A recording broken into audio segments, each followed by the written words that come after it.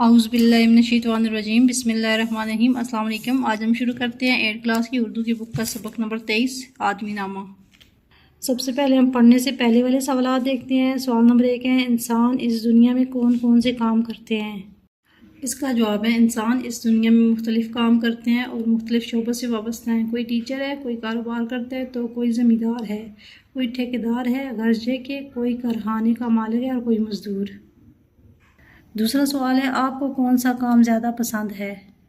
اس کا جواب ہے، میرے ابو ٹیچر ہیں، اس لیے قوم کے بچوں کو زیور تعلیم سے آراستہ کرنا مجھے پسند ہے۔ اس کے بعد پڑھنے کے دوران میں جو سوالات ہیں وہ دیکھتے ہیں۔ سوال نمبر 1 ہے، ٹکڑے چبا رہا ہے سو ہے وہ بھی آدمی سے کیا مراد ہے؟ اس مصرعے کا مطلب یہ ہے کہ بعض لوگ اتنے غریب ہوتے ہیں کہ صرف خشک اور سوکھی روٹی کھا کر گزارا کرتے ہیں۔ اس کے بعد پڑھنے کے دوران میں دوسرا سوال ہے، آپ کے خیال میں پیر اور مرید کا آپس میں کیا تعلق ہوتا ہے؟ اس کا جواب ہے، پیر ایک رہنما ہوتا ہے اور مرید پیر کا عقیدت مند یعنی چاہنے والا ہوتا ہے اور پیر کی ہر تعلیمات کی پیروی کرتا ہے۔ اس کے بعد ہم سبق آدمی نامہ کی تشریح دیکھتے ہیں۔ پہلا نمبر 1 ہے، دنیا میں بادشاہ ہے سو ہے وہ بھی آدمی، اور مفلس و گدھا ہے سو ہے وہ بھی آدمی۔ زردار بے نوا ہے سو ہے وہ بھی آدمی، نعمت جو کھا رہا ہے سو ہے وہ بھی آدمی، ٹکڑے چبا رہا ہے سو ہے وہ بھی آدمی۔ اس بند میں نذیر اکبر آبادی فرماتے ہیں کہ دنیا میں جو بادشاہ ہے وہ بھی آدمی ہے اور جو غریب و نادار ہے وہ بھی آدمی ہے۔ جس شخص کو نعمتیں میسر ہیں وہ شخص بھی آدمی ہے اور جسے پیٹ بھر کر کھانا بھی نصیب نہیں وہ بھی آدمی ہے۔ دوسرا بند ہے، بیٹھے ہیں آدمی ہی دکانیں لگا لگا اور آدمی ہی پھرتے ہیں رکھ سر پر ہونچا، کہتا ہے کوئی لو کوئی کہتا ہے لا رے لا، کس کس طرح کی بیچیں ہیں چیزیں بنا بنا، اور مول لے رہا ہے سو ہے وہ بھی آدمی۔ اس بند میں نذیر اکبر آبادی فرماتے ہیں کہ اس دنیا میں کوئی دکاندار ہے اور دکان پر بیٹھ کر سامان بیچتا ہے تو کوئی خانچے والا ہے جو سر پر چیزیں رکھ کر گلی گلی اور محلے میں فروخت کرتا ہے، اور کوئی آوازیں لگاتا ہے کہ مال لے لو مال لے لو، اور جو سامان خریدتا ہے وہ بھی آدمی ہے۔ مطلب یہ کہ سامان خریدنے والا اور سامان بیچنے والا سب آدمی ہی ہے۔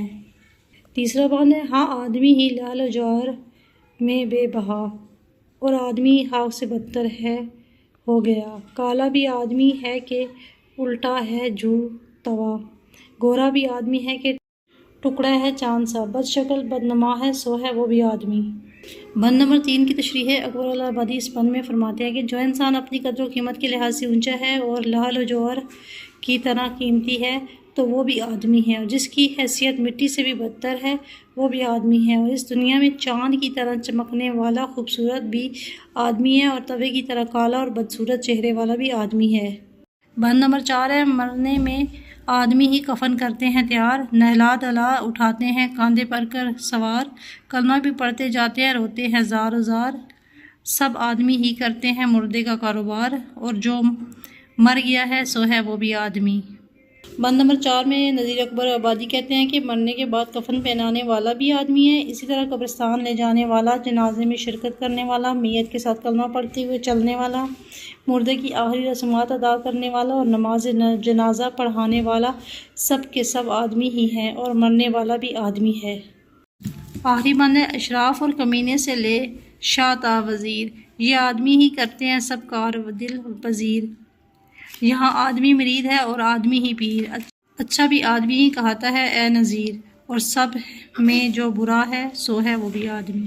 نظم کے آخری بند میں نذیر اکبر آبادی کہتے ہیں کہ شریف اور بدمعاش بھی آدمی ہیں، اور بادشاہ سے لے کر وزیر تک سبھی آدمی ہی ہوتے ہیں، کم درجے والے بھی آدمی ہیں اور اونچے مرتبے اور شان و شوکت والے بھی آدمی ہیں، پیر بھی آدمی ہیں اور مرید بھی آدمی ہیں، غرض اچھے اور برے دونوں قسم کے آدمی دنیا میں موجود ہیں۔ اس کے بعد ہم اس نظم کی مشق دیکھتے ہیں۔ اہم الفاظ معنی سیکھیں۔ الفاظ معنی، مفلس جس کے پاس پیسہ اور مال نہ ہو غریب، زردار دولت والا امیر، خانچہ وہ تھال جس میں چیزیں رکھ کر پھیری والے بیچتے ہیں، لعل و جوار ہیرے اور موتی، بے نوا بے سر و سامان بے کس، بے بہا انمول قیمتی، کار دل پذیر پسند آنے والا کام، مرید چیلا شاگرد، مول لینا پیسہ یا رقم دے کر لینا خریدنا، زار زار رونا مسلسل ہونا ہے۔ اس کے بعد ہے میرے کرنے کے کام۔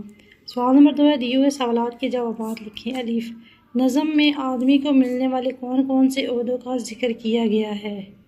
اس کا جواب ہے نذیر اکبر آبادی نے اپنی نظم آدمی نامہ میں بادشاہ، مفلس، گدا، زردار، بے نوا، دکاندار، خانچہ فروش، بادشاہ، وزیر، پیر، مرید کا ذکر کیا ہے کہ آدمی کا شعبہ کوئی بھی ہو، اعلیٰ یا کمتر، لیکن وہ آدمی ہی رہتا ہے۔ ذمہ داری کے لحاظ سے ایک دوسرے سے مختلف ہیں لیکن بنیادی طور پر انسان ہی ہیں۔ اس کے بعد دوسرا سوال ہے خرید و فروخت کے منظر کو شاعر نے کیسے بیان کیا ہے؟ اس کا جواب ہے شاعر کہتے ہیں کہ بعض لوگ دکانوں میں اور بعض لوگ سروں پر چیزیں رکھ کر گلیوں میں فروخت کرتے ہیں۔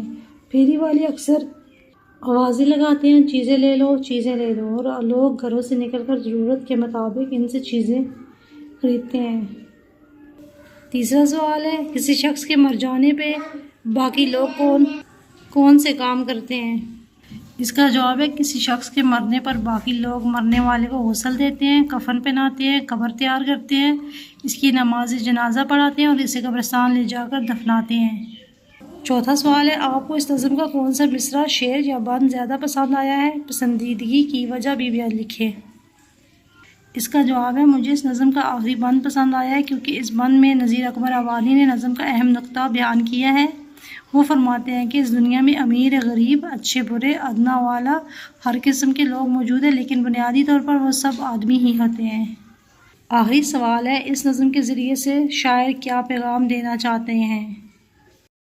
اس کا جواب ہے نظم کے ذریعے شاعر یہ پیغام دینا چاہتے ہیں کہ اس دنیا میں امیر، غریب، بڑا چھوٹا، بادشاہ، وزیر، پیر و مرید سب بنیادی طور پر آدمی ہیں۔ اسلامی نقطہ نظر سے بھی کسی گورے کو کالے پر اور کالے کو گورے پر کوئی فضیلت نہیں سوائے تقویٰ کے، سب انسان برابر ہیں۔ اس کے بعد سوال نمبر 3 ہے نظم کے مطابق درست الفاظ لکھ کر مصرع مکمل کریں۔ الف، زردار بے نوا ہے سو ہے وہ بھی آدمی، بے، اور مفلس و گدا ہے سو ہے وہ بھی آدمی، جیم، یا آدمی ہی لال و جواہر میں ہے بے بہا، دال، گورا بھی آدمی ہے کہ ٹکڑا ہے چاند سا، ہے، بیٹھے ہیں آدمی دکانیں لگا لگا، رے، اور آدمی ہی پھرتے ہیں رکھ سر پر خانچہ۔ اس کے بعد ہے بات سے نکلے بات۔ سوال نمبر 4 ہے نظم آدمی نامہ پڑھیں اور اس کے اہم نکات جماعت میں ساتھیوں کو بتائیں۔ اس کا جواب ہے نظم آدمی نامہ میں نذیر اکبر آبادی نے آدمی کی مختلف قسمیں اور صفات بڑے دلچسپ انداز میں بیان کی ہیں۔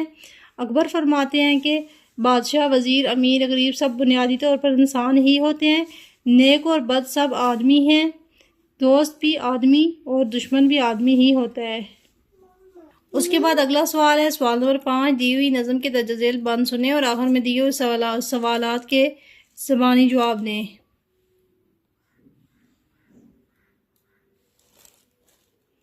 سوالات۔ سوال نمبر 1 ہے اس نظم میں غربت کا جو خاکہ کھینچا گیا ہے اسے اپنے الفاظ میں لکھیں۔ اس کا جواب ہے اس نظم میں نذیر اکبر آبادی نے خوبصورت انداز میں غربت کا نقشہ کھینچا ہے۔ فرماتے ہیں کہ غربت کی وجہ سے لوگ دن رات بھوکے پیاسے رہتے ہیں، لوگوں کی ڈانٹ برداشت کرتے ہیں۔ غربت انسان سے عزت نفس بھی چھین لیتی ہے۔ ایک روٹی کی خاطر سب ذلتیں برداشت کرنی پڑتی ہیں، اور اگر جب کبھی کہیں دسترخوان دیکھتے ہیں تو کتوں کی طرح اس پر ٹوٹ پڑتے ہیں۔ دوسرا سوال ہے مفلس اپنی عزت نفس کا خیال کیوں نہیں رکھ پاتا؟